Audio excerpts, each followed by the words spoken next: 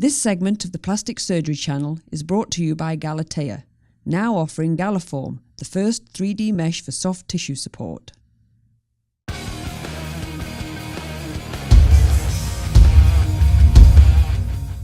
This is No Spin Live, and do we have a show for you today? We're going to talk about millennials don't like breasts anymore, Putin Look-a-likes, buttock augmentation tragedy, and live stream surgery. We've got a great group with us today. We've got Rick Zenowitz from Providence, Rhode Island, Dan Del Vecchio from Boston, Massachusetts, Jason Pozner from Boca Raton, Florida, and Sean Doherty from Boston as well. The first topic, this is from the Daily Mail. The source is Pornhub. Popularity of big breasts is going down because online searches are not what they used to be. Lead us off, Jason. What do you think about that? You know what? I don't really believe that. I mean, didn't we just spend a couple of weeks ago talking about Kendall Jenner's new boobs and how she went bigger? That's going to drive all the rest of the millennials in our office.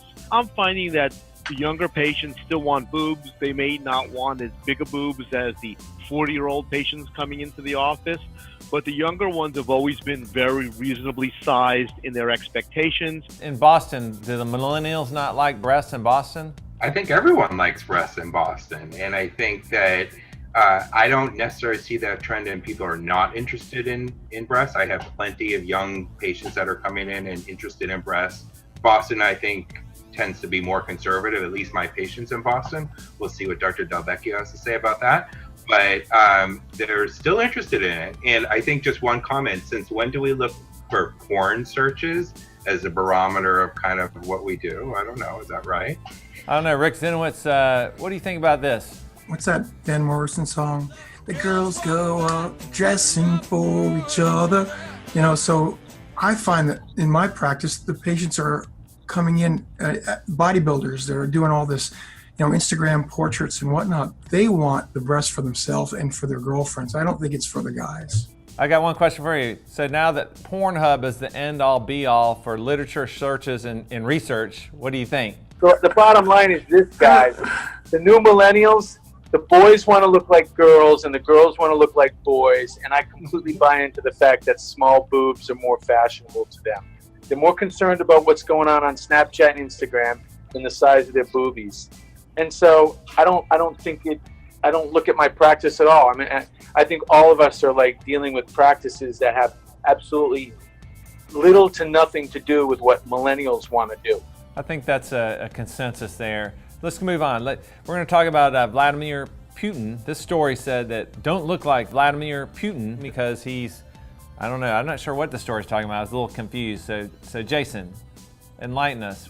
I don't know, Dan. I think he thinks I look like Vladimir Putin. Maybe we have some relatives in the past. I have some people from that area, neck of the woods in my in my background. So, damn, I think Putin looks good. He's 60-something years old. I think the guy looks great. He looks like he's in great shape.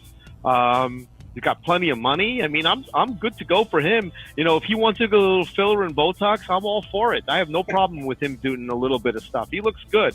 Thumbs up. Jason is actually closely related to Putin.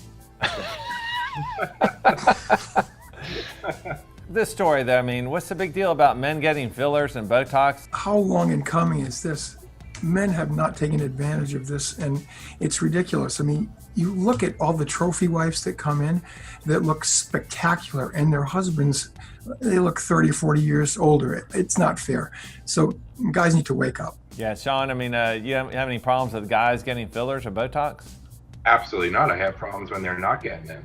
I think Putin is a handsome guy, has great bone structure. I think he's going to look good no matter what. There might have been some pictures of him maybe right after an injection or maybe after a fight when he had a bruise on his face. But in general, more guys are coming in. I think their goal is to just look refreshed and kind of look a little bit more on their game and not to look 20 years older, but more guys are doing it and more guys should.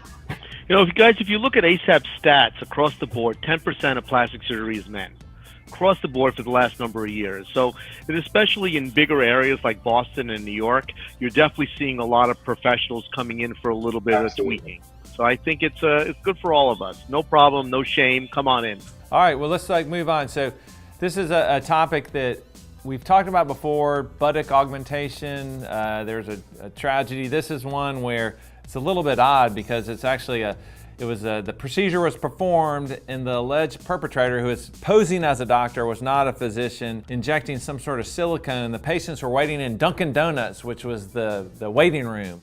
This story kind of goes on. It has a board-certified plastic surgeon saying that you really need to make sure your doctor is board-certified in plastic surgery. But I mean, Del Vecchio, you're the buttock augmentation expert. You need to be more than just a board-certified plastic surgeon. You probably need to be an expert in buttock augmentation to make it as safe as possible. Is that not accurate? Yeah, this is kind of like the sign in the bathroom that says employees must wash hands after taking a dump. It's like, hello. So it's like, yeah, you should be a board-certified plastic surgeon. But I think what's going to happen here is that buttock augmentation is going to go the way of kind of like cleft lip and palate or craniofacial. If you're not doing it every day, if you're not doing it once a week, and you're really afraid of the risks of fat embolates, there'll be people who kind of drop off and stop doing it.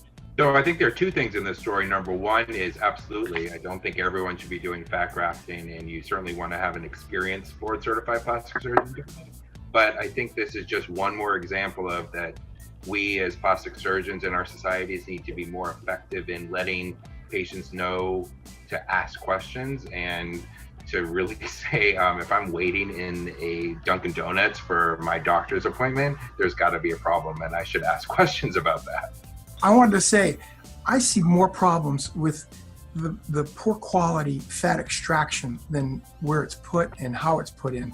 And not to say that there are catastrophes that happen from fat grafting, but what about the fat extraction? Look at the people that come in with these enormously deformed abdominal walls. Their backs look all pitted and dimpled, and they have these lifelong problems afterwards. It's not being publicized enough, I don't think. I think what's happening is we've come to understand what some of the problems are caused by. And as a specialty, we're getting better at trying to avoid where some of those problems are. But again, I agree with Dan that there are some people who are going to gravitate, some physicians, into not doing this, and other plastic surgeons are going to incorporate this as part of their practice. I still think some of the bigger butts may go away to maybe smaller butts. But it's definitely in different practices, people are looking for different things. Yeah, well said, well said. Well, all right, we're going to move on to, unfortunately, this is a gong show that happened in my hometown of Dallas, Texas. Doctor and a patient, they're going to live stream her breast augmentation surgery, kind of cloaked as this is an educational thing. And it's actually met a lot of resistance and negative commenting from people who kind of slammed it as marketing. And it's just, what do you think, Jason? What's your take on this story? We've covered this so many times. Plus, in Hot Topics at ASAPS, we talked about the streaming and the Snapchats.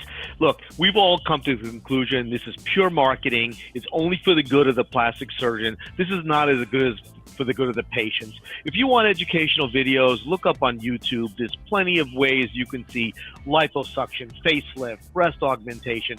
You don't need to see a live streaming video of some guy in his office. It's pure marketing. It's purely for the plastic surgeon's, bottom line in his pockets or her pockets. So I'm not a big fan of this. Do you like when people are trying to act like this is some educational thing? It's not the same thing you've been doing for 20 years? It's not that I like it or don't like it. I think the fundamental question is it legal? And the answer is yes. You've got a consenting patient and a consenting surgeon, and you've got, all sorts of privacy issues that are underwritten. Patients signed off on it. So I don't think it's illegal. I try to keep an open mind about this. I think there are a lot of patients and people who would actually enjoy it. I mean, people enjoy these reality TV shows, watching Kevin Hart having a cup of coffee at a restaurant. People enjoy watching, these Nip Tuck shows and Botched. What makes it any different? It's just not as professional. The patient's consent, right? They say, well, I got the patient's consent, but the patient really doesn't know enough to what they're consenting to, because I think Jason's point is a good one, and that's been brought up before. When the doctor has to be a showman, when they're really supposed to be a surgeon, that could be a problem. The patient probably has no idea about that dichotomy.